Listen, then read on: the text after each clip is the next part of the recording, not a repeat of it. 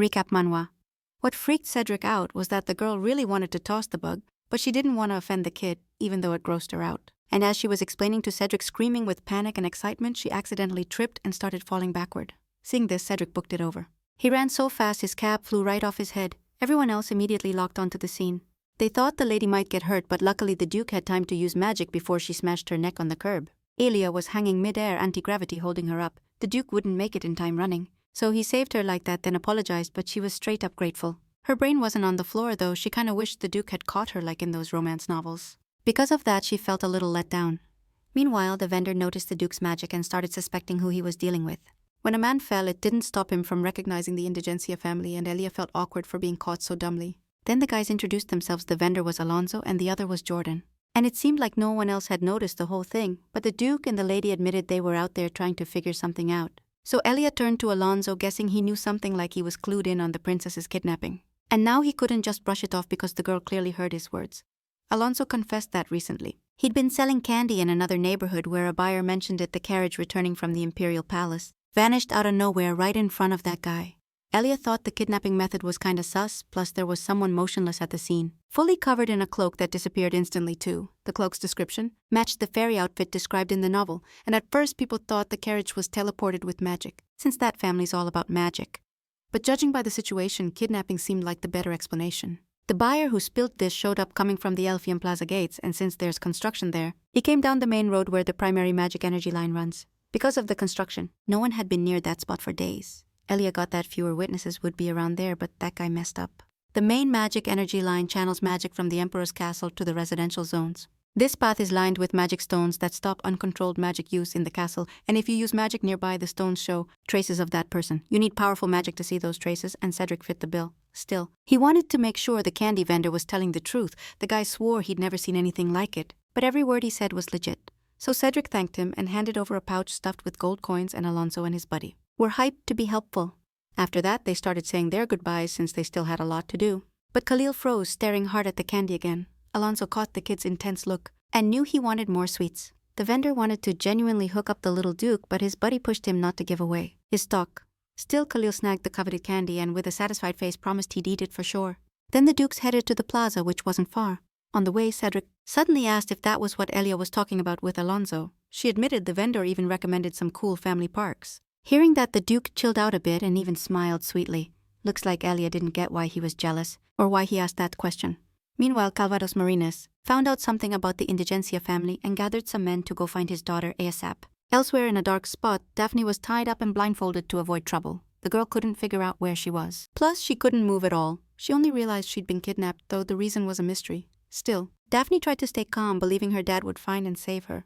The princess knew she was in a basement just like before, from the stench of the cold air, but also realized this wasn't the Imperial Palace dungeon. It didn't stink like this there. That dude in the dark robe who kidnapped Dafne was walking right through the forest, hyped that everything was going according to plan. All that was left was to wait for one person, and everything would go back to normal when he heard footsteps behind him. The guy was hyped that the person he was waiting for showed up, but it turned out to be the Duke of Indigence, and this freaked out the robed dude. The kidnapper got caught instantly in a gravity magic trap and crashed to the ground with all limbs sprawled. Cedric told him not to move or he'd break something, and Elia was hyped they found the bastard. Then the Duke explained to the kidnapper that they tracked his magic trail, the flow path of magic, and calculated his location. And now everyone saw the kidnapper was Marquis Babylon, pissed because the guilds he asked for help left their mark. And Cedric demanded an explanation about Princess Marinette's whereabouts, but Reynold just cursed the Duke, who ruined his plans again. In the novel, the Marquis was once called the future great mage, even as an adult. He lived thinking he was better than everyone around, always trying to prove himself by humiliating others. But then Cedric showed up, a real genius. Even as a kid, he noticed the Marquis's magic left revealing traces and told him to step up his game. So Reynold could power up the spell. Then Cedric showed off his family's unique magic they'd only shown once. Without getting the complexity of the magic, the kid used it like breathing and soon became a great mage. But all that was in the past. After Cedric got cursed, the Marquis used him however he wanted. And now Reynold was pissed because the Duke messed up his plans, but what made him madder was seeing Elia standing there looking proud. The Marquis was now sure everything went sideways with that pleb showing up. He stared at her like a rabid dog ready to bite her leg. Elia was kinda shook that Reynold was behind everything, but they still had to find Dafne, so Cedric ordered the Marquis again to spill where he'd hidden Princess Marinette. Reynold only muttered under his breath, thinking his plan would still work anyway. Then he said they had to go up to the cabin, and that's where they could find Dafne. The heroes of course got ready to rush out and rescue the captive girl, but the Marquis really just wanted to buy time.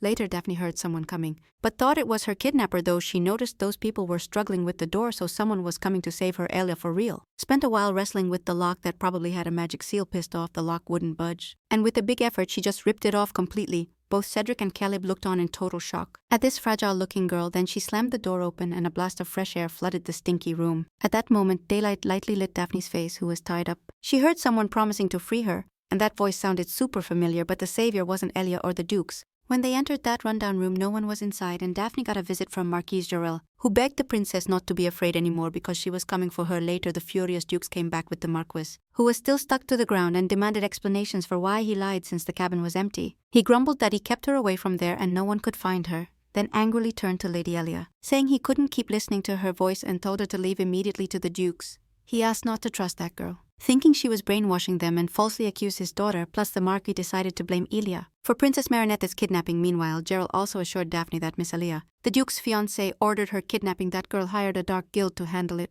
and then locked her up in this place. Daphne couldn't believe the future Duchess was capable of something like that, but Gerald kept insisting on it. Apparently, as soon as Elia found out the princess could break Cedric's curse, she decided to take her out. Gerald also complained about how that girl threatened them and begged them to take the job, but they refused, and she was almost crying. She declared that Elia had accused her of mistreating the young Duke, so she didn't find out about the princess's kidnapping right away, and she regretted it a lot. For some reason, the Marinus Duke and the Babylon Marquis had a pretty good relationship, but since there was no mutual benefit, rumors were running that they were planning something together. That's why Reynold was so sure of his win. The Marinus princess had known Gerald since she was a kid, so she had no reason to doubt Daphne. She even taught that woman the prince's mirror shield magic. The imperial family trusted the Marinus, and the Marinus trusted the Babylons. It's unlikely the Marinus Duke would just let this slide once he found out. Neither Cedric nor Khalid could do anything. It would be an imperial order and the end for Elia, but right now the Duke brothers didn't believe a word from the Marquis about Elia. On the contrary, they think the Babylons planned the kidnapping and would blame her. But the girl still felt really down. Khalil took her hand and told her not to worry, promising to fix everything. His smile brought back her lost trust and spirit, and she felt super proud of this dude who believes in her honesty and is ready to defend her at the same time. She was really worried about what might be happening to Daphne. Elia was so caught up in the ferry she wasn't thinking at all about the princess's condition, and prayed those people wouldn't hurt the girl so she'd agree to testify against her. But then Elia remembered how pissed off Reynold was when he saw them. That means he was expecting someone else. And probably Daphne is somewhere in this forest, but there was no time to wait for the Marquis' confessions. The girl took off running, explaining to the Duke she was going to climb a bit higher to get a look, and confessed her suspicions that the princess was somewhere nearby. Cedric, worried his future wife was going to go into the forest alone, but the girl told him not to worry and promised to be back real quick. For her safety, Khalif went after her after all, and Cedric had time to deal with that miserable Babylon, who smiled, saying the person he was waiting for would arrive soon and everything would go as he wanted. Reynold and his daughter craved their victory, while the Marchioness urged Daphne to run away to a safer place, but the Babylons didn't count on the Marinus princess having gone back in time, so she didn't believe a single word from the young Marchioness. Gerald was in shock. She had worked so hard to convince the girl she was telling the truth, but she kept repeating that she wouldn't believe a single word coming out of her mouth. For the Marchioness, it was a surprise, she claimed. She had no reason to lie and that she should believe her. Daphne sighed heavily but couldn't confess she had gone back in time, but admitted she used to believe the Marchioness because she cared for her. But now everything was different. She remembered perfectly how the Marchioness revealed her true personality. Then she snapped and confessed she really disliked a kid who didn't even know how to use magic. Now Daphne understood that woman was trying to frame an innocent with her help, and declared from that moment on she wouldn't let herself be fooled anymore. Gerald was baffled. The girl who until recently didn't trust herself was now ruining her plans, and while she thought about how to fix the situation, the little one tried to sneak away, but the Marchioness grabbed her arm and gave her a look so furious, like she was about to smash her against the wall, then loudly demanded she trust her, saying she wouldn't leave her alone. Her gaze and voice softened, trying to convince Daphne to cooperate, insisting it was all a misunderstanding, that they were doing it for the princess's good. For some reason Daphne gave in to the Marchioness's persuasion and followed her nowhere, but then she remembered her past life behind bars and her father's order to run. Instantly she broke free and ran from the Marchioness. Luckily the door wasn't locked and the princess managed to escape. She found herself in the middle of the forest, looking for the way back to the capital. Suddenly some guys in robes appeared, sent by the Babylon Marquis to rescue her. They also tried to convince Daphne to go with them to a safe place. At that moment, she remembered how the knights invited her the same way, and knowing it was a trap, the girl took off running in the opposite direction, far from those bastards. And at that moment, a messy-haired Marchioness burst out of her hut, yelling to catch Princess Cheryl. She was determined to convince the girl to trust her again, or else they'd all be doomed. And once again, Daphne was running through the forest, knowing she had to get as far away as possible. She didn't get why this was happening to her again, when all she wanted was a chill life, Ironically, Princess Marinette found herself again at the edge of that same cliff. For a moment she felt scared, and behind her the voices of Gerald and his servants echoed Daphne. Turned around again to see how close they'd gotten, tripped again and fell off the cliff. The Marchioness freaked out. Because this wasn't just a kidnapping anymore, it was gonna be Princess Daphne's murder. She thought about the heir wanting to change her fate. But everything happened the same. She braced herself to meet death, hoping never to relive this. Suddenly Elia appeared out of nowhere and grabbed her hand. Daphne saw her pink hair and gem-like eyes and guessed who was in front of her. Elia was hyped to have caught the little girl, and now they were falling together, but Elia turned so the princess stayed on top, hoping the fall wouldn't hurt too much. Then, she felt Cedric's arms lifting her up, scolding her for being so reckless. Of course he was worried. If he hadn't arrived in time, his fiancée could have gotten hurt, and Elia just thanked the Duke for coming to their rescue. It wasn't the first time. Cedric couldn't stay mad for long. The important thing was that the girl was okay. Then Elia asked what happened with Khalil and Yeril. She saw them from above, not understanding how they got there, and her face filled with terror. Her servants whispered, planning to bail before sinking even deeper. They tried to teleport quickly but failed and fell to the ground. Duke Caliph approached. The vibe was so tense it felt like the earth was shaking. His face was full of rage, warning them not to even think about escaping, while Elia visually checked the princess, hoping she was okay. Daphne was curious about how those two got there, and Elia explained everything they had to do to find and save the princess. Now the future duchess was honestly glad that the little girl was safe, but then she remembered they hadn't introduced themselves and announced herself as Duke Cedric's fiancée. Daphne was still kinda shocked and asked the lady to take her hand, right after they got ready to head somewhere safe. And the princess holding on to Elia felt an incredible comforting warmth coming from her. Before she tried to escape alone, but now she truly felt safe. Elia noted the princess was trembling a bit, and understood she was still kinda scared, then discreetly asked Cedric what was up with the Marchioness. Since her daughter and servants were scheming something, turns out the Duke was dragging Reynold behind him like a magic balloon. Cedric also asked them not to worry about Yeril since they'd taken care of her too, and as they moved a bit further, a nice surprise awaited the princess. After dodging some bushes, she saw her dad, who was also looking for her. Elia was stunned, not getting how Duke Calvados had gotten there, but happy. Like a kid, she ran into her dad's arms, almost crying with relief. He just kept apologizing to his daughter for showing up late. She suspected Duke Marinest had also followed the magic trail like them. But now everything was fine, and she was even glad she convinced Cedric to head to the capital right then. Calvados paid attention to her and Cedric. His gaze was stern, even scolding them for being shameless, clearly thinking they'd done something wrong with his daughter and was about to end them.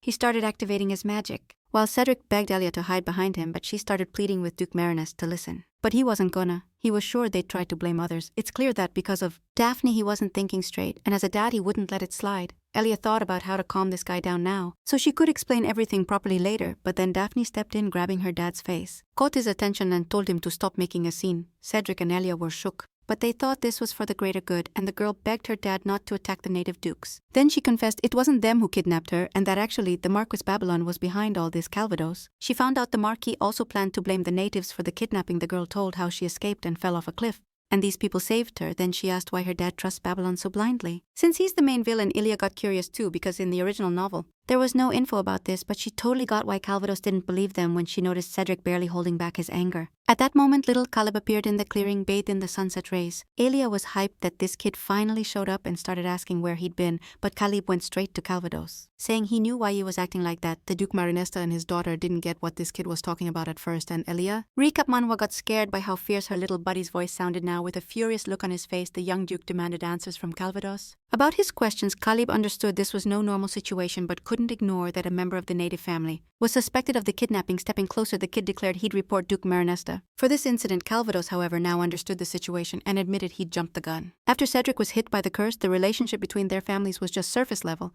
Calvados thought they'd want revenge, so he believed the Marquis's words. Cedric decided right now was the moment the Babylonians would justify themselves. He snapped his fingers and Reynold crashed hard to the ground with his whole body. Gerald was also on the floor, and both looked terribly scared but furious. The Marquis said he could explain everything, but only after the gravity magic was lifted. He just wanted to get off the ground and stand up already. But Caleb accused him of a horrendous crime against the princess and her family. This is called treason, and the Marquis family will be judged by the aristocratic court right then. The Golden Lion Knights appeared out of nowhere and demanded explanations from Calvados. He was hoping internally this would end right there, but Yeril interrupted with a wail begging for mercy, and if Elia didn't know the atrocities that woman had committed before, maybe, but she didn't feel an ounce of pity for those infamous folks and turned away silently. Then Daphne approached her, knowing she hadn't thanked Elia yet for saving her. She also asked if the future duchess was hurt, but Elia assured her she was fine, then a bit quieter. Daphne confessed she wanted to ask something of that girl. Elia got curious and gladly agreed. Turns out the princess wanted to call her savior little sis, and was now asking for permission, which was pretty unexpected for Elia.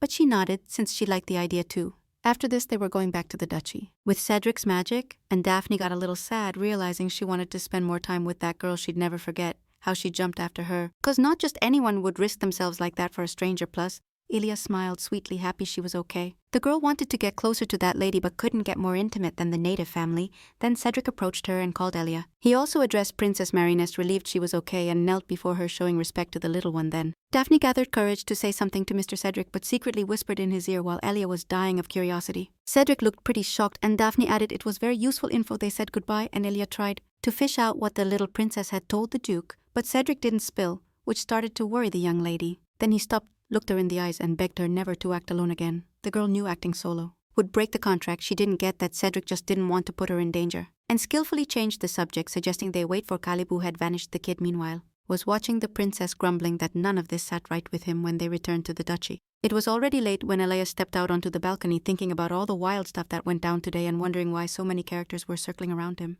But on the flip side, he was glad Daphne was okay, and he didn't have to stress about her anymore. Then Elias started feeling sleepy, just about to hit the sack, when Cedric showed up out of nowhere. He apologized for dropping by so late but said he needed to talk. Not really sure what was so urgent, Elias told him it wasn't a bother, and the Duke asked how she was feeling. Kinda weird question, but she said she was fine, just a little tired. She liked Cedric's attention though, smiled sweetly and thanked him for caring. Then she admitted she couldn't sleep and was just staring at the moon. She invited him in, and together they went out to the balcony to admire the night sky for a bit, watching shooting stars fall here and there, and every now and then Cedric glanced at Elias, admitting the moon was seriously beautiful. That made her happy because since she got here, she often looks at the night sky and never gets tired of its beauty. Then Cedric dropped the bomb that given the situation, they needed to get married ASAP. The Duke explained to his fiancée that the Babylonians would soon vanish from the duchy, and the Marquis had influence, and of course his followers would meet the same fate, leaving the duchy nearly deserted. Elias was curious about what would happen to the Babylonian Marquis. Obviously, given his crimes, he'd hardly escape the death penalty. That freaked her out a bit, but she trusted it wouldn't hit her directly.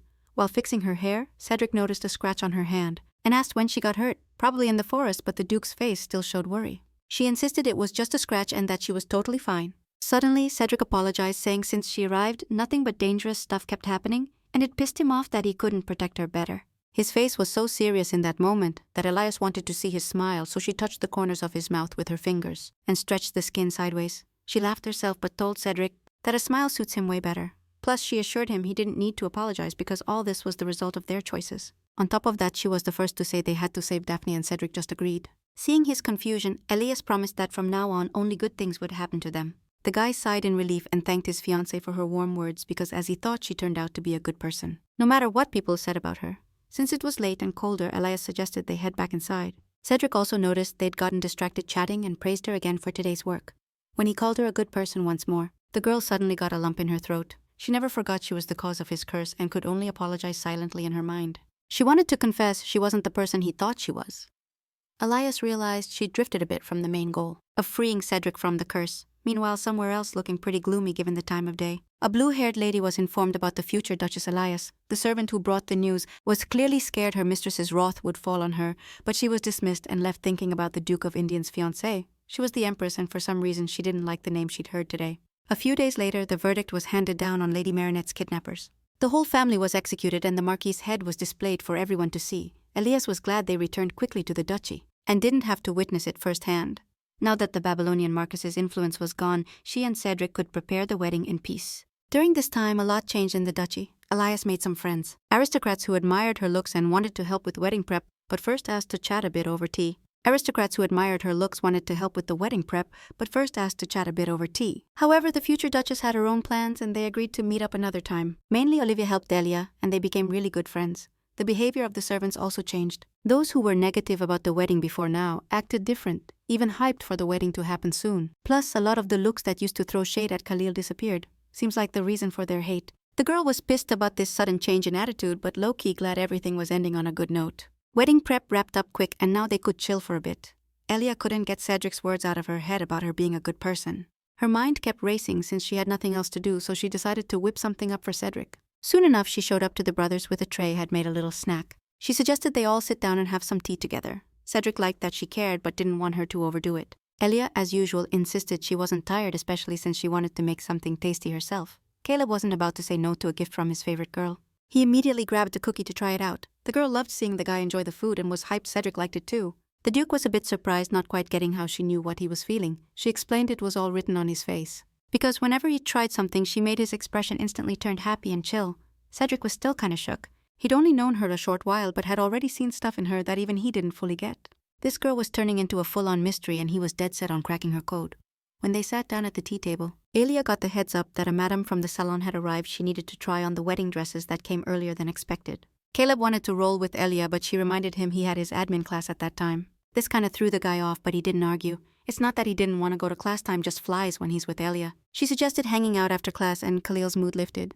She loved that this dude could act like a kid. Elia went to the wedding dress fitting with Cedric at the same time. She felt clearer than ever that her wedding day with the Duke of Indigence was coming up. It felt unreal that she'd marry such a handsome man. Plus the wedding ceremony was planned on a scale like a royal ball when suddenly Cedric asked how Elia was feeling right then, wanted to know if she was down, and that question caught her off guard. But then she remembered something similar he said last time she tried on a dress. It's normal. Some brides get overwhelmed before the wedding. The salon lady told Cedric that, so he got that his girl was feeling the same. Usually weddings happen in some lame hall or girls marry someone they don't love or maybe they don't like how they look. That's why some brides get nervous. Elia realized Cedric cared about her liking everything. Apparently that's why he carefully asked what she didn't like. The Duke stared deep into Elia's eyes and asked again how she was feeling. She happily shouted that she liked everything, hoping that'd end the interrogation. She really was happy, but the Duke wanted to be 100% sure nothing was stressing her out. Suddenly she blurted out that he was super handsome. She knew she said it without thinking, but it was true. Though now she felt awkward, Cedric stayed chill, even thanking his fiancée for her honesty. But his questions weren't over. There was still something he wanted to know and to avoid impulsive answers. Elia asked him to go check on the madam himself since she had to go with Olivia. She dashed off right away, before Cedric could say another word. Now she found it hard to look him in the eye and felt herself blushing hard. The Duke alone remembered what Lady Marinette told him in the forest. Apparently Elia really likes people with a pretty smile. It was an unexpected confession for Cedric, but now he got what Dafne meant when recalling how Elia said his smile suited him well. He realized he'd been way too serious, and that started to worry him big time. And all those words wouldn't leave his head. He also realized his fiancée thought his smile was really beautiful. And in that thoughtful state, his assistant Edwin found him with some documents and noticed that the Duke had been acting weird lately and wanted to know what was bugging him so much. However, no matter what Cedric did, every word from his fiancée echoed in his ears. Then he went to see Madame Angela, who was surprised he came alone. The Duke explained that Lady Elia would come later, and the salon owner agreed to wait for her but also noticed something was bothering the young lord. She declared that his fiancé would never feel down since he was super handsome. Madame overheard their conversation by chance. The door was open. Angela had plenty of experience taking care of the family's fancy dresses even if they were indigent. Though Elia was a plebeian, few aristocrats resisted buying from her, plus she loved working for the Duke to learn more about Elia. She's a normal girl, but that handsome dude noticed her. What a vibe. The dress fitting went smooth, and Elia finally chilled out. Olivia kept hyping how stunning she'd look at the wedding and her great taste, but the tux fitting for Cedric was still pending. And Elia was dying to see him. They tried on their outfits separately. The groom can't see the dress first. She could see her fiancé but asked Olivia for today's list. Turns out after trying on the suits, Cedric and Elia had to inspect the bridal suite. Hearing that, Elia almost choked on her tea. She totally forgot. Marriage isn't just friendly vibes, and she got super anxious imagining going to that room together. Their marriage was by contract, sure, but they had to look like a real couple to everyone else, and now on top of that, they'd have to live together in the same room. Right then, Cedric walked in with his shirt unbuttoned, and Elia got even more nervous. He only heard her cough and rushed to check if she was okay. That's why he hadn't buttoned up in time. Olivia explained the lady just choked a bit and Cedric calmed down a little. Then they asked him to go back to the fitting room since Elia was fine. Olivia also begged him to finish the fitting quick, because they still had to check the bridal suite. Hearing this, the Duke was a bit stunned. He'd forgotten too, and Elia felt so awkward she covered her face with her hands for a moment. Silence fell in the room. Even the maid was quiet. Just then, Madame Angela came over laughing, understanding why these two were so embarrassed. She also paid close attention to Elia, and noticed everything was way different from the rumors. These two actually looked like a super sweet, soon-to-be-married couple. After a while, the wedding outfit fitting was totally done. Angela found this moment really interesting since Cedric and Elia did it together. For a second, she shot the bride a mysterious look and confessed she was super nervous because she heard Cedric was marrying a girl he really liked. Then she asked permission to ask them something. She was really curious about what made Miss Elia fall for Mr. Cedric. The question caught her off guard, leaving her speechless, not knowing what to say, stammering a bit. She started explaining that he's kind and looks great. Then a similar question was directed at Mr. Cedric. He liked that Elia cared about others first and tried hard to understand them. Also that she approached others without hesitation, and Cedric thinks there's nothing more beautiful when he saw Elia act like that. Little by little he fell for her. This made Madame Angela really happy, and Elia started getting nervous, thinking her fiancé was acting too much, which made her uncomfortable while sneaking a glance at his face. which looked so sweet and carefree at that moment. Elia noted again that the Duke had changed a lot lately. After saying goodbye to Madame, they headed to inspect the bridal suite. Then his assistant approached the Lord and asked how everything went. Cedric didn't want to explain and curtly said everything was fine.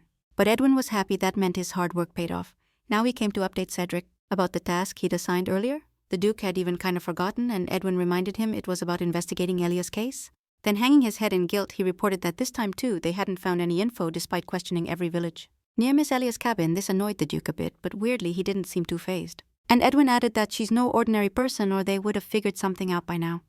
Suddenly Cedric told the assistant to chill with the comments. The assistant apologized for taking the liberty to say something like that still. Cedric didn't scold him but asked him to keep digging. He wanted to know more about her. That woman sometimes drove him crazy. Recap Manhwa. She seemed so simple but was hiding something. Meanwhile, Elia was bored out of her mind with nothing to do. Everyone else was busy and she wandered aimlessly down the halls. Passing by a room, she heard Khalid's voice clearly talking about her. The door was cracked open and curiosity made the girl spy on the guy's convo. Turns out he was totally alone in the room, his face dead serious. He held the notebook he always carried. Every day the little Duke wrote something in that notebook. At that moment, Khalid said he couldn't trust something and that he himself was going to investigate. Elia freaked out realizing that kid was digging into her, and she was terrified the young Duke might find out she was actually a fairy. Especially since he was going to keep investigating, she was seriously scared he'd catch on later. Khalid left the room, and Elia hid behind the door so he wouldn't see her. When he disappeared around the corner, the girl decided to check out his notebook left on the table. She didn't want to snoop on someone else's notes, but the situation left her no choice. Closing her eyes before flipping the pages, Elia prayed she was wrong. The first thing she read was that Khalid had made sure she wasn't dieting but worried she'd start again. Since the wedding was soon, the kid didn't want her to lose weight and thought about making sure she kept eating her dessert. Elia had decided to control her weight, but she realized Cedric and Khalid wouldn't let her. Flipping more pages, the girl was convinced the kid suspected nothing about her, which made him even more adorable. She decided to hug him tight when they met. Then she read about the time they cooked together, and also when the three of them stargazed, which brought back memories. From Elia's notes, she knew the kid had been having a blast lately. It made her happy her brother seemed more lively and well-mannered, more vibrant. But Khalid was sad that when Elia broke her brother's curse, their marriage would end. That meant they'd have to split, and he didn't want her to leave the duchy. Elia understood that too, but hoped everything would turn out fine in the end. The rest of the time flew by, and soon the wedding day arrived. She was of course invited to the ceremony. Dafne Marinist, who seemed the happiest of all, noticed from afar that the duchy looked stunning and was hyped to see how the ceremony hall looked, knowing it was decorated like royalty. But her dad Calvados was a bit embarrassed that things didn't go exactly as planned.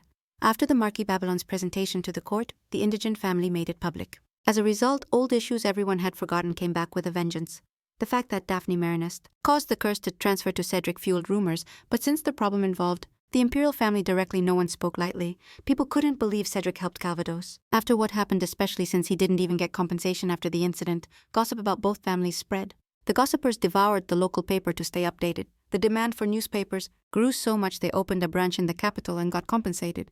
Half the money went to the wedding hall, and Calvados felt guilty. It wasn't easy for him to attend the ceremony knowing he'd be embarrassed to face them. But Dafne got an invite and wanted to join, so the Duke accompanied her, though the girl's mood wasn't always so cheerful. Dafne remembered that night in the woods when Caleb bluntly told her she was insensitive. The girl didn't really get why he treated her that way and reminded him that tone was unacceptable for an archduke. Then she asked for an explanation. The guy just kept staring at her with fury. He claimed that because of him his brother now had a curse. He knew that Dafne and her dad were happy the prince was safe, but Caleb still couldn't accept that because of that his brother might die now. Then softer, the guy admitted that with Elia's arrival, Cedric had a shot at getting into the Temple of Knowledge. He'd marry her and then figure out how to break that curse. That made Caleb happy. But it pissed him off that Dafne tried to get close to Elia. After all, the girl explained that Elia herself chose to save her, but Caleb said she couldn't have acted any other way and even blamed the princess for falling off the cliff, and since Dafne cursed the man Elia loves, it's unlikely she saved the girl out of her own will. These memories weighed so heavy on the princess that her dad noticed. The guy warned her they only invited her because rumors might start. Caleb also begged her not to get her hopes up, but she didn't want to believe him. The girl wanted to apologize to everyone after what happened, but everyone scattered fast and now she has a chance. Because Dafne doesn't want Elia to hate her. Elia was super nervous because the pearl dress felt crazy heavy. Olivia didn't know what else to do. She'd already taken off almost all the pearls, but the miss was still so nervous she feared she wouldn't be able to get married.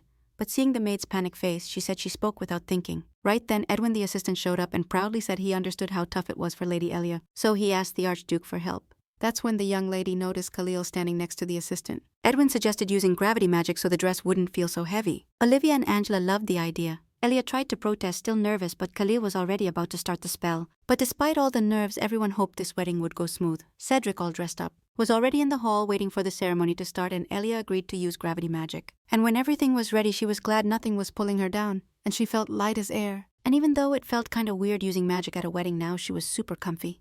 The girl thanked Khalid for helping, and he was happy to have done something for Elia. Now she could marry Cedric in peace, but suddenly, the guy got serious and grabbed Elia's hand, saying if his brother caused trouble in the future, he'd put him in his place. The girl got that Khalid was just worried about her but appreciated his honesty. After that, she was glad the three of them could live forever in the ducal castle. The whole eternity thing worried Elia, but she figured he was just saying it cause all eyes were on them, so she decided to play along, smiling sweetly. The girl said that they'd really live together forever and ever. After that, it was time to head to the ceremony itself. Duke Cedric, waiting for his bride, stood in the hall noticing the guest stares. He even felt a bit awkward that everyone started staring at him like that. The girls just couldn't take their eyes off him, confirming he was seriously handsome. The aristocrats didn't believe he was really getting married, but they'd read it in the paper, so it was legit. Other ladies feared getting close to him because of the curse. But a commoner wasn't scared. Soon Assistant Edwin announced the arrival of Elia's bride. The young woman in a fancy dress walked forward, escorted by a little Khalid with a proud face seeing his girl. Cedric froze in shock. She looked insanely beautiful. The guests gasped but didn't break the silence, silently admiring the lady in her wedding outfit. The Duke noticed that at that moment she really looked like a fairy, and when she got closer, he felt a little weird, like slightly nervous, but Khalil's satisfied look made it clear everything was gonna go perfectly. Then Cedric pulled his bride close and looked into her eyes with mad tenderness. She said they were finally getting married and let out a happy laugh, but then she noticed the weird look on the groom's face and got worried, not understanding what could be bugging him. The Duke realized he'd drifted off in reality, but pulled himself together and smiled at her. Cedric was grateful to him and for his favor, but her mind was somewhere else after the wedding. He will be able to enter the Temple of Knowledge and recover lost memories, freeing Cedric from the curse. And he and his brother will live happily ever after. Then they turned toward the altar where the priest waited patiently, and the young woman felt blessed for the time she had spent in the duchy. It was a relief to have made it this far without being caught. That was close. Now she hoped to fix the mistakes she herself had made in the past. At that moment, while she was thinking, Cedric thought Elia was suffering over something, but Edwin's voice rang out announcing that the couple was taking their first steps toward a new life. Right in the middle of the ceremony, Cedric and Elia decided to skip some formalities to speed things up. Later, Cedric asked if she was okay, admitting he noticed her confusion. Elia explained she was just worn out from the long welcome speech. That calmed the Duke down. Then she suggested getting rid of the curse ASAP. After that, they could eat something delicious, and Cedric loved that idea. Getting ready for the next step, they suddenly noticed someone whose face was hidden in the shadows. Elia didn't know who it was and thought it was a late guest, but the Duke recognized the guy Khalid, seeing another person appear. He also went on alert. The unexpected guest at the wedding turned out to be a servant of Her Majesty the Empress. This struck Elia as weird since the Imperial Palace had declared they wouldn't attend the wedding. And looking at that man, the young woman felt a bad vibe. The servant conveyed the Empress's congratulations on the union of Duke Cedric and Lady Elia, also expressing regrets for not being able to attend the wedding ceremony in person. He also informed them that traces of an intruder had been found in the Temple of Knowledge. However, this individual was not recognized by the imperial family, and to find him, the palace decided to temporarily close the Temple of Knowledge. The guests who heard all this were shocked, not understanding why they were told now, like they wanted to make sure everyone knew. Elia thought the same because everyone knows how important this marriage is for Cedric to figure out how to break the curse, and the decision to close the temple means the Empress is watching his curse closely. She probably hates the idea of someone taking her spot. That means she despises the Indigenous family at the moment of the curse. The imperial family ignored Cedric's protests, which means they looked down on him. Then the Empress's servant announced they could continue the ceremony, but the vibe was already ruined and she decided she wasn't gonna let it slide just like that. The girl tried to approach the servant to clear things up but tripped and Cedric barely caught her. The guests thought she was so shocked on such an important day that she was struggling to walk. In reality, Elia was just rushing. But anyway, that man had already left. Later, Cedric learned from his assistant that the Empress's servant had returned to the palace. Edwin himself was so pissed he wanted to catch that miserable dude and teach him a lesson. The Duke asked his assistant to calm down, though he wouldn't mind chatting with that guy either. Then Edwin asked Cedric to pay more attention to Lady Elia. After thinking it over, the Duke agreed his assistant was right after all. She had suffered a shock. When Edwin was left alone, it seemed to him the young lord was doubting. Cedric remembered on the way that Elia, after hearing the news, acted like nothing was wrong, but he couldn't hide the expression on his face. At that fateful moment, the Duke himself understood that going through something like that you can't be okay. He saw his wife was worried and wanted to do something to make her feel comfortable. At the same time, he feared that after everything that happened, Elia might want to leave the duchy immediately. When he headed to the room where she was, he was slightly surprised by what he saw. The girl was sitting at a table full of food, eating with gusto. Khalid and Dafne were sitting beside her as a support squad, feeding her sweets. Then Cedric saw Olivia and the chef, who were totally focused on the lady. The Duke stood there dumbfounded, not really understanding what the hell was going on. The very Elia was super happy to see Cedric walk in and wanted to chat with him. His mood seemed totally normal, like he hadn't just gotten horrible news. The girl convinced the Duke to take a walk in the garden where they could chill and talk under the sun outside. Both felt a certain relief, like they were finally breathing. Elia first praised the servants who took care of her, even if they were kinda clumsy, honestly. She also understood Cedric's worry and begged him not to stress so much, please. But he couldn't help but worry and hope that girl would never leave them. Ever then he realized he was being way too selfish. Suddenly, Elia slammed on the brakes like she remembered something crucial, telling her husband to wait a sec. She braided a flower crown and put it on Cedric's head.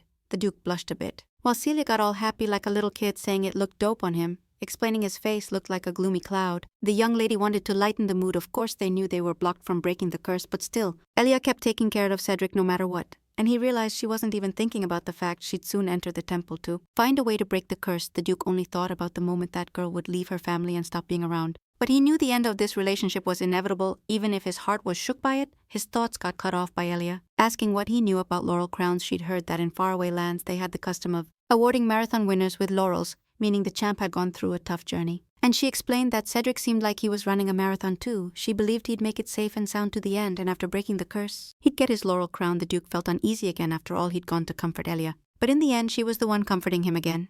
Then she sincerely thanked him for worrying, admitting that he himself should be the one comforting her. Now she understood the wedding was a big deal, and that she was nervous. As always, Elia said she had a blast, since it was unlikely she'd ever have a wedding like that again in her life, adding she didn't plan to look for another guy after realizing that after Cedric she couldn't give her heart to anyone else. Her words sounded comforting, even though the Duke worried deep down. Later, Elia asked who could have been the person who entered the Temple of Knowledge, but Cedric suspected that criminal would never be found because they don't exist. Or you could say they died instantly and their body was burned, so their identity can't be confirmed. The Temple of Knowledge is a place where everything that happens is recorded, and it's actually a dragon's lair. That's why no one goes in there. They say once the Emperor managed to befriend it, but in the original novel, Daphne befriended the dragon and Elia would want to connect with it too. At the same time, she understood the imperial family couldn't keep them away forever. Cedric agreed, but said it was like a warning to keep everyone away from the indigence family. He admired his husband with sadness, not wanting him to lose hope and give up halfway. And it pissed him off that those idiots wouldn't stop and couldn't leave the Duke alone. He even imagined putting the Empress's own portrait on her head, but then tried to chill. Since he had to think about solving the problem that popped up,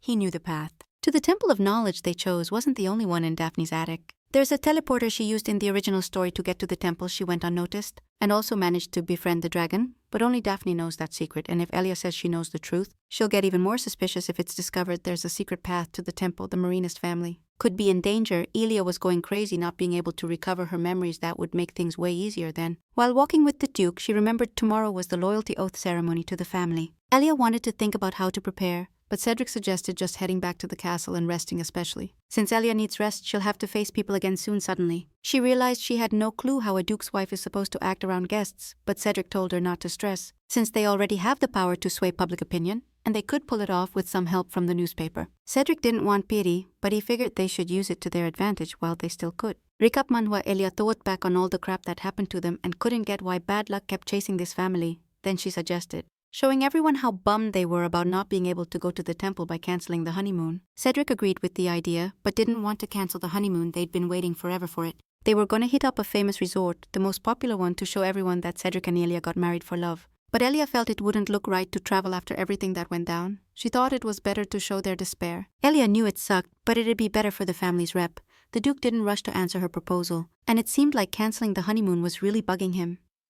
Elia thought she was making the right call. But now she felt weird about Cedric's mood, though he assured her everything was chill and that he was down to stick to the plan. Elia loved that her man was on board, but doubted he was hyped for the honeymoon, and while she was thinking that, Cedric asked her to promise something. Since they couldn't jet off on their honeymoon right now, he wanted them to go on vacation together. After visiting the Temple of Knowledge, basically they'd have their honeymoon a little later. Elia was shook by that request, didn't really get why they had to do that, especially since she thought after visiting the temple, they could lift the Duke's curse, and if all went well they'd get divorced like they agreed, so traveling made no sense. Trying to convince Elia to say yes, Cedric explained it'd be easier to manipulate society that way, and he sounded pretty convincing. Cedric admitted he used to be an orphan taken in by a noble family, and while attending classes for heirs, he gave up his claim to the legitimate heir title. After that, he got cursed and didn't get any compensation, but he accepted his fate. Cedric kept grinding so his younger brother could become a great duke. And now he finally found love and got married, and thanks to her he could break the curse, so if he could enjoy his honeymoon after lifting his beloved's curse, he could get his rep back. Elia remembered that around the Duke, there were always incidents, and she thought if this helped Cedric and Khalid having a little honeymoon wouldn't be so bad. Then, with a satisfied smile, she agreed to go on the trip later, which made Cedric super happy. He even felt like a huge weight was lifted off his shoulders. In the end, the wedding went down without drama despite Elia's worries. Some guests dipped early, but others stayed for the night banquet. People were loving the food and congratulating the newlyweds. Later, Khalid came up to Elia and asked if she was tired from the day. The girl appreciated the concern and admitted she'd rested well, but the guy wasn't leaving. He had more to say. However, he hesitated on how to start, and Elia got worried about the little Duke. Suddenly, he said he was gonna rest and would tell her later. Elia wanted to catch up with him, but some aristocratic ladies stopped her to congratulate her again. Those ladies loved her stunning dress, but Elia's attention was locked on Khalid, who vanished the moment she turned around, so she decided she'd definitely talk to him later. Late at night, the girl felt like a zombie totally wiped out after just one night. She had to socialize with more people than she'd met in her entire past life, but what ate her up the most was what the hell Khalid wanted to tell her. Seizing a moment, Elia went to find him, but the maid said he was already asleep. Now she was so frustrated that Olivia started freaking out big time, then reminded her it was their first wedding night. And for the first time, she begged her lady to not relax and to pull herself together despite the exhaustion. Last time, just thinking about sharing a room with Cedric almost made Elia choke. But now she couldn't even think, felt like she'd crash the second she hit the bed, even if she had energy. Elia. She was sure she'd blush a bit and nothing would happen right then. Olivia told her lady not to worry about a thing, that she'd handle everything. Elia got curious about what Cedric would think. He'd been through a lot today too and was probably already asleep actually. The Duke was in his room and super nervous. He knew nothing would happen. They'd just share the room, but it still didn't sit right with him. The situation was complicated for him, but you could understand it. Cedric himself, to calm down a bit, decided to drink more cold water, thinking it'd help. Meanwhile, Khalid had already fallen into a deep sleep, and at that moment, something sinister started forming under his bed. Something the kid didn't even suspect. The night was quiet, and a full moon lit up the duchy. Just as Cedric thought he could finally chill, he heard Elia's voice. The girl apologized for showing up. Kinda late, but the Duke assured her it was no big deal. He noticed they had matching pajamas, and Elia explained Olivia took care of that. But both spouses looked tired and decided it'd be best to hit the sack early. Cedric gave up his spot in bed to Elia, while he got ready to crash on the couch, but the girl thought he'd be uncomfortable there and that he should also lie down on the soft bed, especially since it was wide enough and they could fit without bothering each other.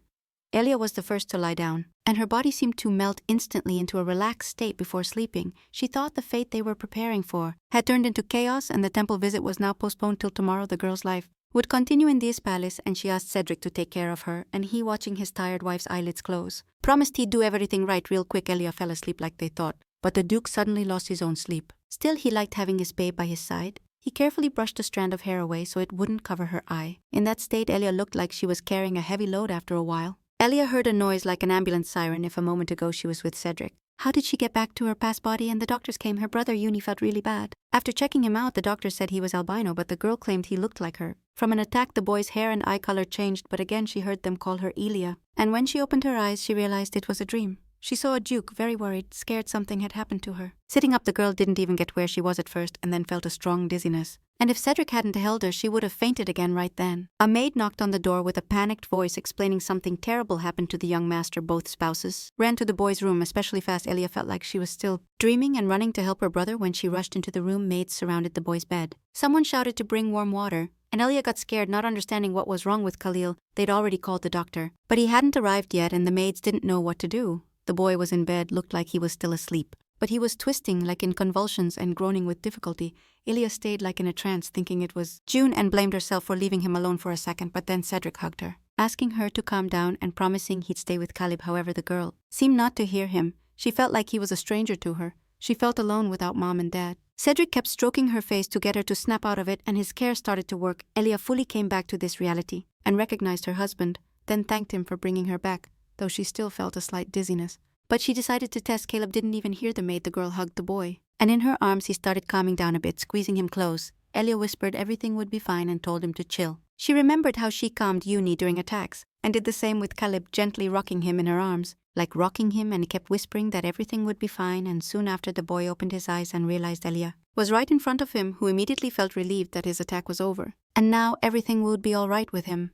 The maids watched the scene like they were hypnotized.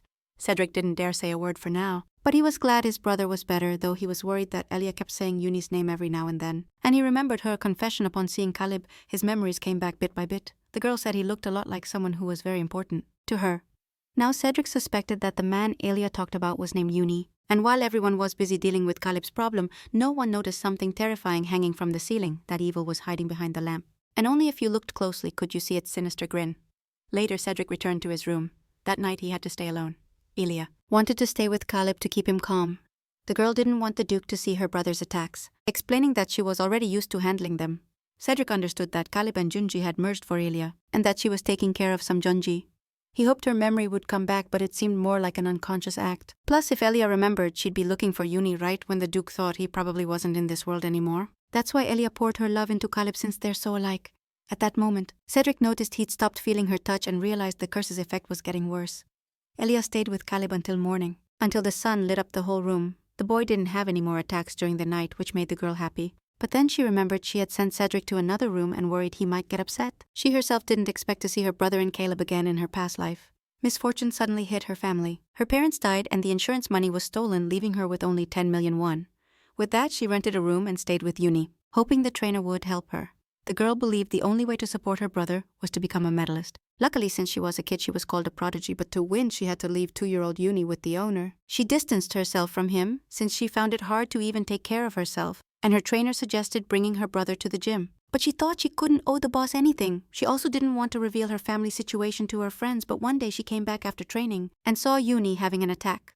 This happened while her aunt was away and faced with this terrible situation. The girl had only one thought. It felt like if her brother left, she'd be all alone, and now those thoughts seemed crazy to her, because she was worried about being alone while her brother suffered an attack under the bright light. Junji looked different. His hair turned white and his light brown eyes reddened. It was a strange disease that removed the body's pigments and hadn't yet been declared by the scientific community. However, it leads to death by exhaustion, and now Elia thought the reason for her reincarnation in this world was a chance to atone for her guilt. Later, they informed the Duke that Khalid coughed a bit and Lady Elia stayed up late with him.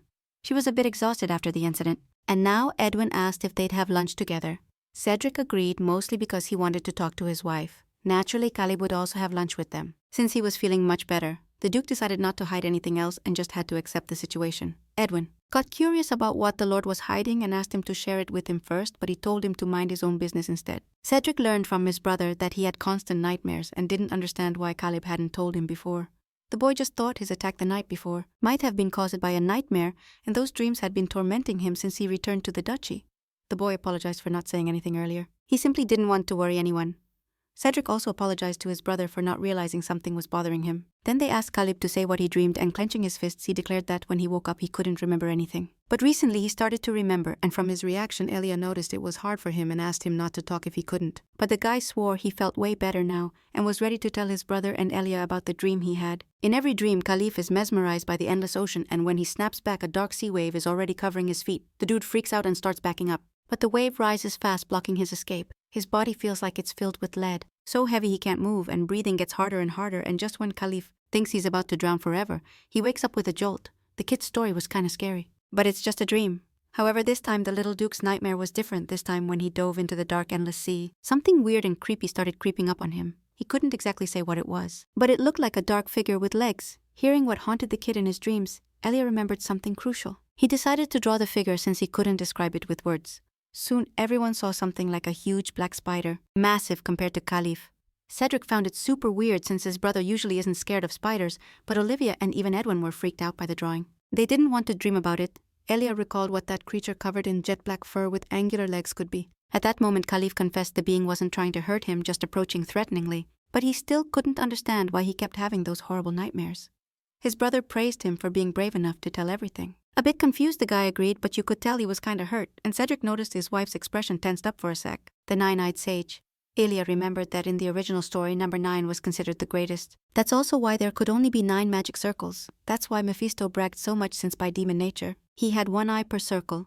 Still, Elia didn't like that creature talking to her like that and shot him a furious look, like a student who messed up. The demon seemed unwilling to admit fault and started grumbling, different from his usual behavior here. Mephisto said he was hungry because of Elia and called her a bad woman, but what shocked the girl most was that Mephisto, he saw her as a fairy and demanded explanations since fairies and demons are total opposites. Then he started poking her with his claw and demanded that she be kicked out, and Elia realized that neither Cedric nor Khalid suspected she was a fairy. So she started thinking about how to calm the situation ASAP so that creature wouldn't cause more problems. One option was to pretend she didn't understand anything or remind him of her amnesia. She had to think fast. Suddenly the guy grabbed that ball of hair, then looked at the wise man with fury and explained he'd held back until now. Right then they were told a lawmaster had arrived for the young master, for his brother and Elia, and he also demanded an explanation for why Mephisto was saying those crazy things in that tone. With an even deeper, rougher voice, he declared that creature had no right to just call Elia woman. The young woman tried to calm the guy down, assuring him she was fine, but Khalid didn't get why she was holding him back, thinking Mephisto now deserved punishment since he talked trash about the Duchess after all. And the young Archduke wasn't about to forgive him. Elia was left stunned, not knowing what to say. Sometimes when Khalid shows his other side, she remembers he used to be a reserved antagonist, but the Khalid now is totally different. And if Elia lifts Cedric's curse, he won't have to turn into a villain at that moment? Cedric stepped in and asked his brother to listen to Elia and chill out. The guy agreed and let go of Mephisto, who jumped onto the Duke's shoulder, hiding behind his back. The situation was getting weirder by the minute. Then Khalid confessed the demon started all this by tormenting him with nightmares, and now he's acting all tough, so no wonder the guy got mad. It was lesson time, but Khalid wasn't really feeling it. An assistant came up to Cedric, and the demon didn't even plan to apologize. Suddenly, Elia suggested just giving him a good knock on the back of the head to teach him a lesson. Khalid loved the idea and even proposed 3 hits. Cedric agreed too, saying that lesson would do Mephisto good, and the demon, trying to avoid that fate, confessed he knew another path to the Temple of Knowledge. Everyone immediately focused on the demon and demanded details, but he first asked to sit down and promised not to hit him. Then he explained this path to the temple was different from the one currently blocked. Most think there's only one way, but there are other routes. Elia was surprised there were several. She only knew the one Dafne used. Khalid reminded the wise man that the sanctuary is the lair of a dragon, a friend of the first emperor. And he didn't deny it, adding that in this world humans aren't the only ones around. The Duke understood that minorities also know the way to the Temple of Knowledge, a new concept for him.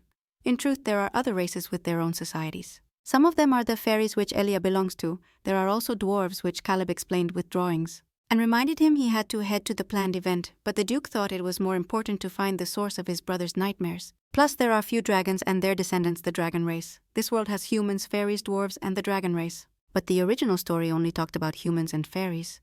Khalid realized he now had to meet with the minorities, but doubted they'd be friendly. Mephisto didn't see a big problem after all. They just had to go to the fairies, though it said almost all of them went extinct. Because 200 years ago, when Iprisent organized the revolt, many pure fairies died. However, the half-breeds and their descendants can still walk among humans. That said, the Duke looked at Elia and she feared he thought she was a half-breed. After all, she has pink hair and jewel-like eyes only seen in fairies. Then Elia wondered if it would be okay if, while looking for the minority, she ran into other fairies. Right then, Mephisto opened his mouth, trying to say there was a pure fairy before the Duke's, but he didn't finish when the girl grabbed him and squashed him like a pillow. She pretended he was just annoying her with his complaints and that it wasn't time to stay still. They had to get to the temple ASAP, so they had to set off looking for the minority. It was almost midnight. Who promised to talk about it later? Agreeing with his brother Cedric, promised they'd all meet up. Recap Manhwa. They handed the newspaper verbatim to the Empress. Her Majesty Nelika and present asked the maid to leave it on the table and then leave. She was furious, not understanding why he wasn't coming to see her. And on the front page of the paper was a photo of Cedric and Elia happy.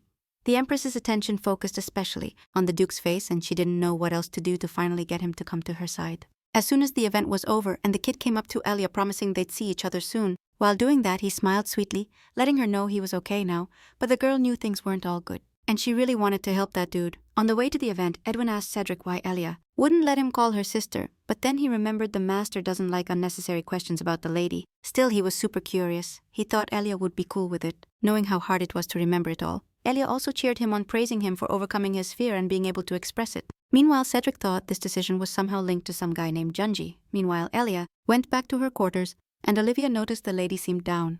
The young woman worried her choice might have offended Khalif, but the moment he asked her to call him sister, it felt like a dagger pierced her heart. She tried picturing the little Duke calling her sister and wanted to let him, but after yesterday's events, recap Manhwa, she realized she saw Uni in him. There was a clash inside her, and she wanted to do for him what she couldn't do for her brother. But if Khalif started calling her sister, she'd see Uni in him for the rest of her life. She already knew that couldn't be. Because they were two different people. Trying to ditch unnecessary thoughts, the girl wanted to see Khalif as his own person. So she decided to check something and got ready to take a quick peek into the guy's room. Olivia was shocked by that sudden move and asked to tag along with her lady, adding that the maids had already cleaned everything. And that after what happened yesterday, it was unlikely anything was left, but remembering the original plot, Elia was going to check something different. She thought he was a really brave kid. Suddenly he stared at her and asked permission to call her little sis. That creature Khalil saw in his nightmares showed up when he cursed the world after Cedric's death, granting the boy power in exchange for devouring his dreams. It's the big demon Mephisto, and if it really was him, Elia wanted to find out why he showed up right now. Cedric headed to the temple, where he had to undergo the loyalty oath ritual. After this, he'd become a full-fledged member of the family. Indigence, this noble ritual is basically a curse. If you betray the family, darkness will consume your bones and flesh. That's why most people reject the rituals, but Cedric accepted to go through it. Edwin was by his side, and the Duke later gave him another task. It sounded kinda weird for an assistant, but his lord ordered him to find out who Junji is, and Cedric explained that name belongs to someone very dear to Elia. He couldn't ask her directly, so he told his assistant to find out who it was. Plus, the Duke didn't know anything else, not even gender or age, just the name, but he suspected it might be a little kid, and that it was his wife's brother. Edwin had to find this out super discreetly. Meanwhile, Elia was already in Khalid's room searching under the bed. Olivia was kinda surprised. Elia found it weird since until now he'd called her by her name, but that's because he's the future Duke. By her lady's behavior, not understanding what she was doing, but the Duchess still didn't know what she was looking for, and decided to just inspect. There was no creature under the bed, even though in the original story it lived there. Elia wanted to solve this fast or the kid might suffer nightmares again. Mephisto devours the dreams of those who made a pact, causing them horrible nightmares. In the original story, Khalid got more sensitive because of this. And Elia wanted to figure it out while he studied. Suddenly her gaze lifted to the ceiling where she saw something horrid with 9 squinty eyes on the lamp. Olivia didn't notice anything, but the look on her lady's face terrified her instantly. And Elia was curious what the hell Mephisto was doing living in the lamp. The demon started swinging the lamp when discovered. Right below was an unsuspecting maid, and Elia feared for her life, barely having time to shove Olivia aside. At that moment, the lamp crashed to the floor, shattering into 1000 pieces. Clouds of dark energy swirled. The maid was terrified, not knowing what to do. Suddenly, a bright light lit up the room. His status demanded it, but now everything's different since Elia is part of his family, and just like Khalid calls Cedric brother. And a magic shield appeared in the air. Cedric also showed up, suddenly hugging his wife to protect her. He explained he felt the danger and teleported immediately. The girl thanked him, and only then remembered Cedric was the most powerful mage in the world. Mephisto was still on the ceiling, and Elia planned to capture him alive, but was stunned realizing her husband knew that demon. Cedric started scolding him for putting his brother and wife in danger, and while Celia was having a little meltdown, the Duke knew they had to catch that creature alive. Plus, they had to do it fast before Olivia saw it, so Cedric trapped it in a magic sphere. Now it looked like a soap bubble, but that way they could hide it from prying eyes. Olivia, on her part, was worried about the fallen lamp and thought it was her fault, but Elia told her to chill, explaining it was just an accident and that she was fine. The maid still wanted to check if her lady had any injuries, and at that moment Khalid came in. Behind him appeared Edwin, panting, who had run to see if his lord was okay. He wanted to call Elia little sis, plus before she let him call her that, and hoped she still wouldn't mind. When Cedric teleported, he left his assistant alone in that temple, and Khalid noticed the broken lamp and asked for an explanation. They told him they'd caught the source of his nightmares, and also that source was the big demon Mephisto, the Lord of Deceit. Cedric was telling all this, while Khalil and Elia listened closely, but suddenly the girl got hit with a 20. She didn't get how her husband knew about this, if it was the first time she saw it. Meanwhile, Khalid started examining the bubble, amazed that a demon was inside. From his reaction, Elia guessed the guy already knew about Mephisto's existence. But then he grabbed the bubble in his hands and expressed his amazement that this could be the indigenous sage. Those words left Elia totally shook. She couldn't believe that the great demon who gave Khalid his power was the sage and protector of his family. The Duke explained that those who pass the ritual somehow merge with the indigents, which lets them react way stronger to everything happening in the duchy. That's why Cedric instantly felt his wife was in danger. For a few seconds, Elia stayed silent like she was thinking about something important, and teleported right to her, leaving Edwin alone, who didn't get what was going down and ended up in his brother's room. The Duke shielded Elia from the lamp debris she got trapped under, and immediately knew who was in front of him. A sage who obeyed the indigents, the great demon Mephisto, the master of deception. Now Elia was feeling curious about why Cedric acted that way with Mephisto. Yeah, he knew he was a sage, but the Duke couldn't ignore that the demon dared to put a family member in danger. At that moment, the girl thought it was a pretty touching speech, but she didn't want Cedric to risk himself, and begged him not to do it again. Cedric said the indigents family got their title through a royal marriage, and their lineage is ancient. Back in the day when the world was ruled by the Elephinium Empire, the Fairy Kingdom, wars with other races were common, a non-stop thing that seemed endless. One day during a war against the gnomes, something unexpected happened. While Cedric was telling the story, his brother was drawing, so Elia. Then she asked him to just call her Elia, and that threw him off. He didn't get why she was against it now. Could get the story better. The Duke went on explaining that the gnomes had crazy weapons but no military strategy. They couldn't beat the fairies or humans, so they looked for alternatives and summoned a demon from the underworld to borrow his intelligence. In Khalid's drawing, the scene even looked kind of funny. The imperial family wanted to mess with the dwarves so they couldn't win, and the indigents family was key to helping with that since gravity magic is the strongest, perfect for fighting demons. But not even gravity magic could match the demon's power, and just before the mage got defeated, the demon made a deal they could hold him back, so he asked them to teach him gravity magic. In exchange for not hurting them, the demon promised his skills would level up if they accepted, and that demon is none other than Mephisto. The indigents family teamed up with him to avoid destruction and hid it from the imperial family. They couldn't reveal that the knights sent to subdue the demon became his servants, but rumors that the indigents family. The young woman explained she was used to Khalid calling her by her name and didn't see any reason to change that. Made a pact with the demon started spreading. That's why they made Mephisto the family's sage, and he helped perfect their magic. Now Elia got it all, remembering how in the novel, Mephisto often trained Khalid, however the details she heard weren't in the original novel. In the book the demon seemed powerful and intimidating, but now he's sitting in a soap bubble and looks more like a cotton ball. Suddenly it turns out Mephisto hears everything and isn't happy about them talking trash about him. The bubble popped instantly, and he demanded an apology for calling him a cotton ball, but Khalid wasn't about to apologize for his words. He was the one who called him that and explained that Mephisto, even as a sage, caused problems for the future Archduke. The demon shrank like a scared kitten and confessed he was just really hungry. Deciding to step in, Elia said the sage should talk to the guy first. The demon didn't like a woman talking to him so casually. But Cedric shut him down instantly. She's his wife. Still, Mephisto was annoyed someone bossed him around.